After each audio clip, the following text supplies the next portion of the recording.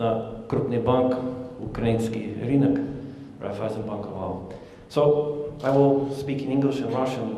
Please stop me if you don't understand. So now you had a picture of a software provider. I will now provide you a picture of Ukrainian bank and how CRM works in our bank. So my understanding and my experience is that in Ukraine, CRM is a relatively new concept, and specifically for Ukrainian banks. The best CRM entities in Ukraine are telecom. Kyivstar, MTS. They do it much better because they have tons of data. They know how to work with information, customer behaviors. Ukrainian banks are far behind, and we are also, so I admit that we're far behind. We have a long way to go, not only in systems, but how we approach CRM.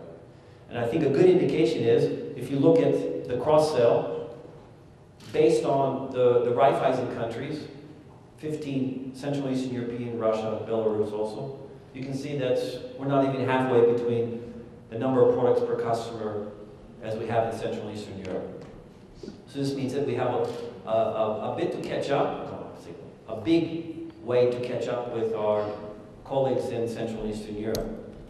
I don't even put Western Europe there, which is around, I think, 4 or 5 products, if I may remember.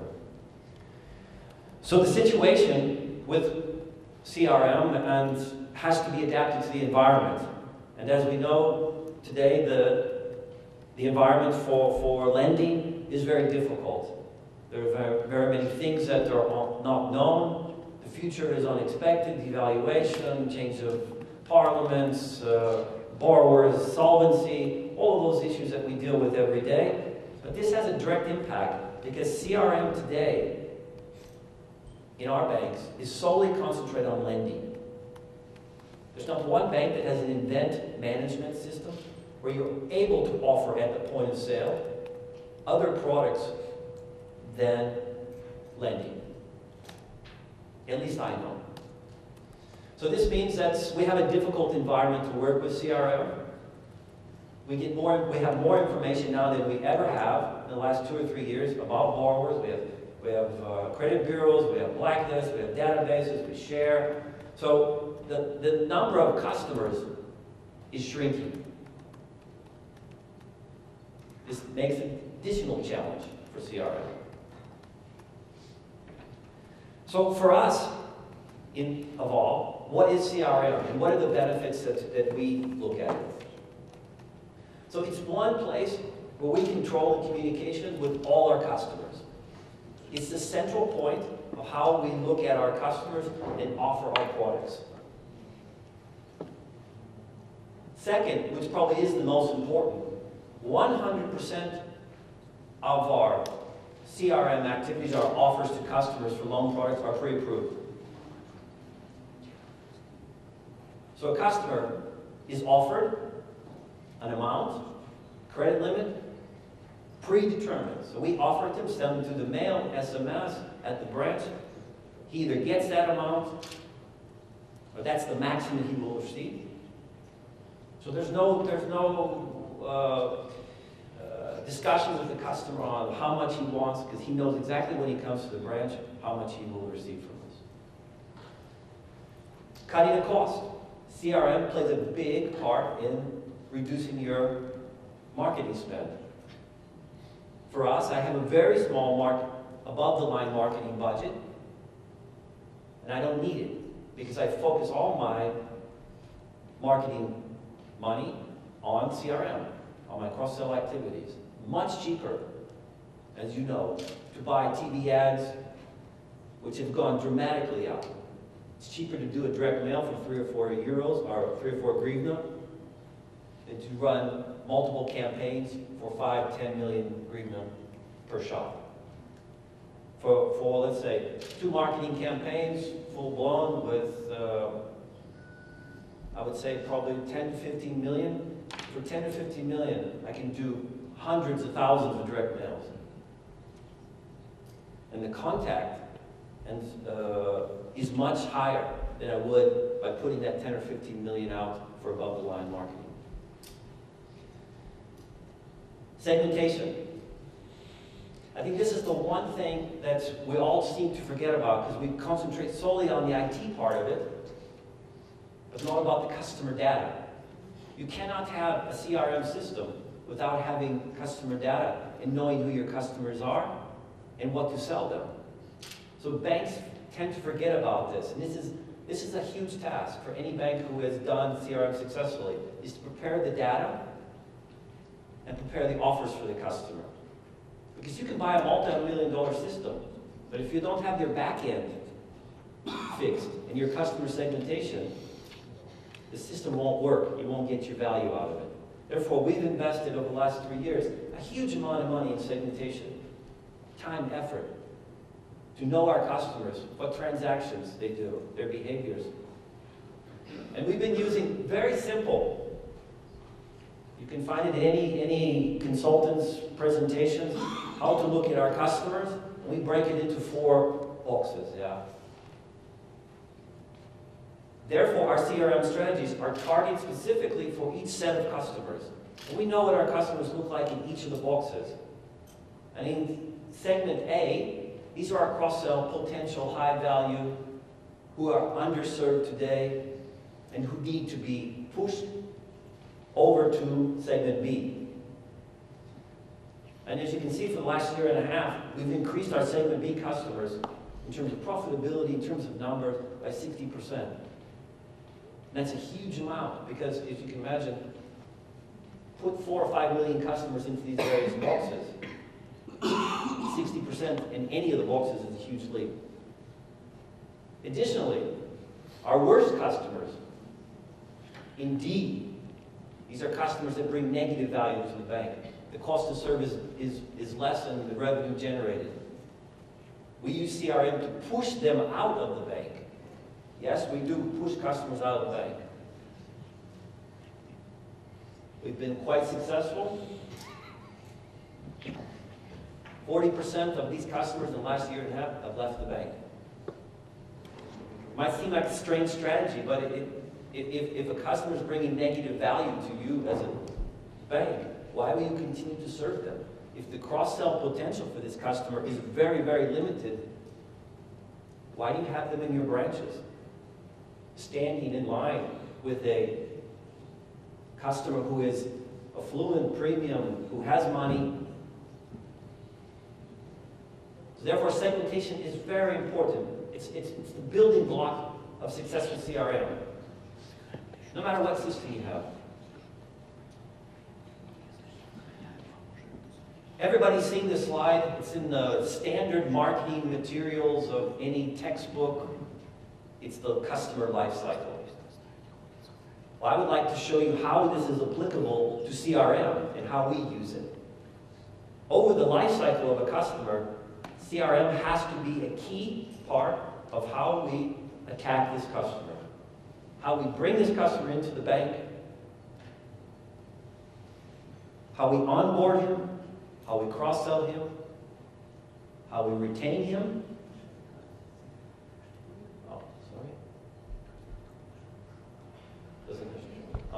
How we retain him, and eventually, how the customer leaves the bank, how the attrition. This is a main focus for us, and we track, as you remember, the 4 segments, we track this per segment. We know who's coming, who's going, when we need to attack them. We have timelines for each customer, what product to tell them, what product to sell them. Unfortunately, we have not been successful, and I think only over time will we get to an event-based CRM. How many of you know what event-based CRM means? So every time that a customer does a transaction, you track his behavior. And as the colleague from Pentagy said, when somebody in the branch comes in, the system creates an event, or the customer creates an event, and if the behavior is over a period of transactions or time, CRM will say, this customer needs this product. For instance, You make 4 payments to a supplier or to Vola Cable. The same amount every month for 3 months or 4 months. The system will pop up and say, sell this customer direct debit or standing order. Because he's doing it, he's making the same amount of payment every month. And the customer will not need to come into the branch anymore. The money will be automatically deducted. And that's an event-based CRM trigger. That's probably something that all big banks aspire to and want to do. But it's a bit down the road, and I think only in the more developed banks who have the technology first, who have the capability, and who have the transactional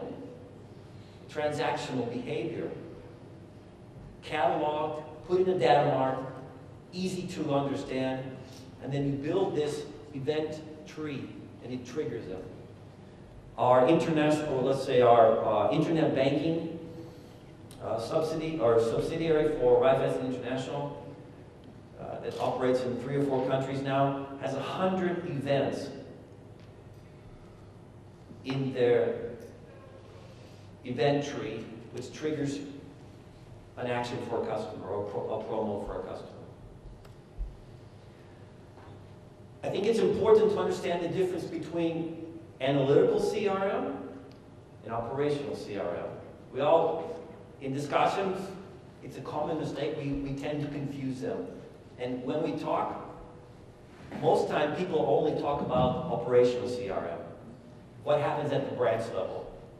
But to tell you, in all honesty, the most important for me is analytical CRM. It's the least talked about because it's the least understood. If you're not a mathematician, if you're not know how to manipulate thousands and millions of records, it's just, I don't understand it. Please tell me about this, yeah. But this drives it. If you don't have this, you cannot have successful CRM. It's the corners, it's another building block. And it requires, as colleagues have said, across the bank, focus, attention, and commitment. That means IT, operations, business, and risk management. Because when you're doing cross-sell for credit products, CRM, risk management plays a vital role in making sure that all of the requirements according to the credit policy are adhered to.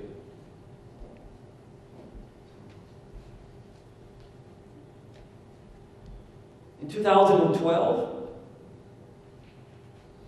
we plan to do 205 campaigns, CRM campaigns, directed at customers. 7 million contacts through 7 channels. So we use 7 channels, primarily these right here. Direct mail, SMS, ATMs, internet banking, email. We're touching our customers 7 million times. Different times, different products, different ways of doing it. Our best-in-class banks in Raiffeisen across all of our countries is upwards of 20 million. But for 20 million contacts, you need to have a lot of customers. Because one thing that we found, that customers don't like to be bombarded with SMSs, direct mails, constantly. Because that means the bank is pushing a product which is not interesting to a customer. The customer wants products which they are interested in.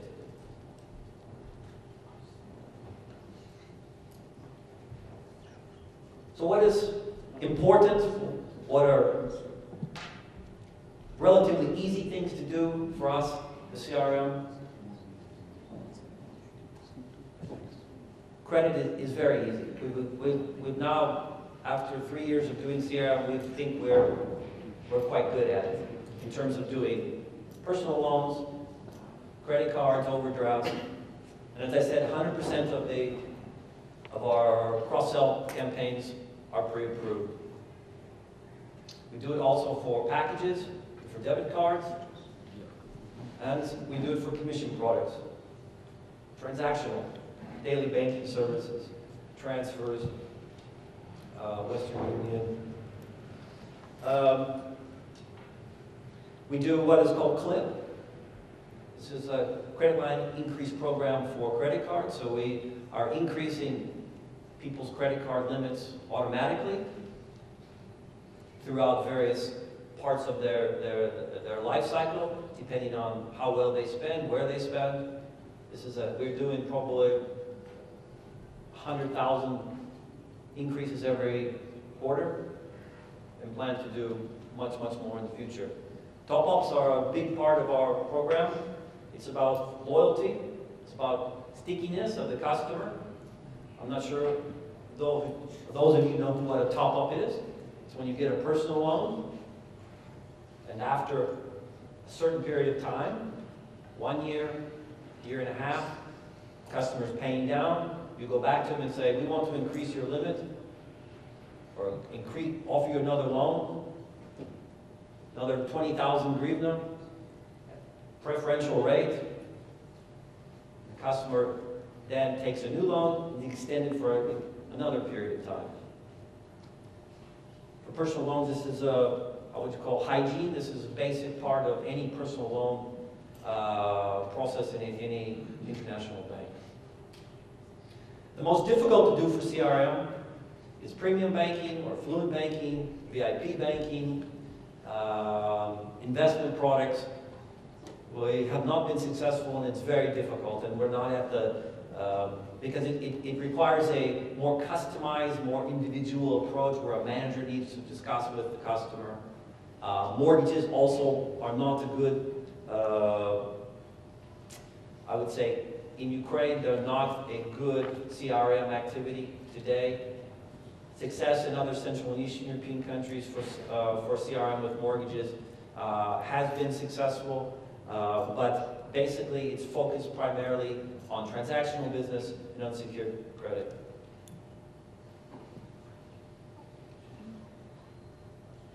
My personal opinion, and we set up marketing and CRM together as one entity, under one Начальник управления. I think this is important.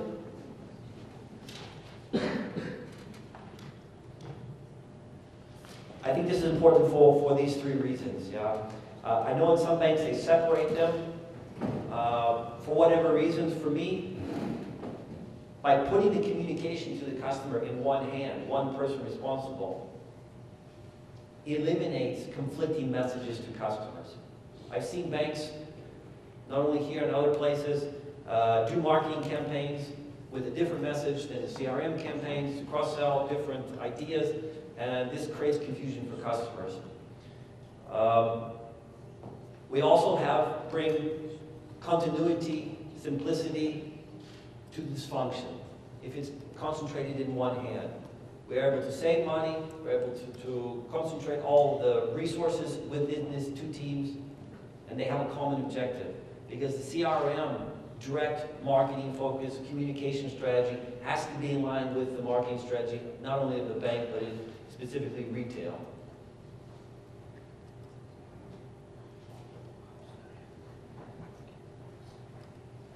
This is a campaign, so just to give you an understanding of a pre-approved,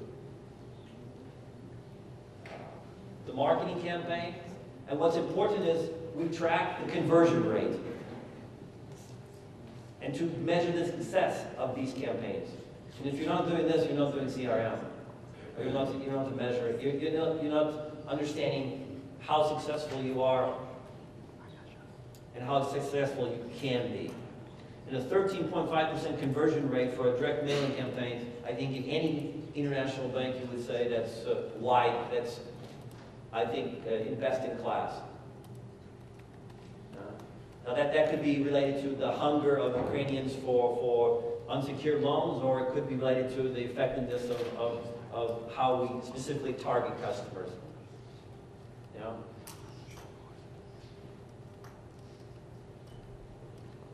Last year, in 2011, 60,000 credit cards were sold only by CRM.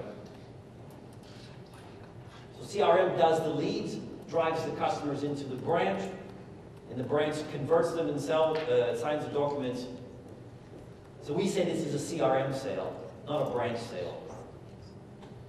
Branch is just the last part of the chain where the customer signs the documents. It's important to help you understand that the difference between CRM-driven sales and branch-driven sales. And this is where you will probably, those of you who know, you'll have many hot discussions on whose sale is it? Does the branch get credit for it, or CRM? How do you separate these?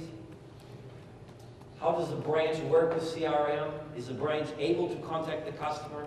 We have very strict rules in place about customer contact, who can contact the customer, and when to contact the customer. Primarily today in our bank is driven by CRM. Branches are not allowed to contact the customer for sales. This is very strict, I know, and it might sound strange, but you have to enforce the discipline for CRM to be effective.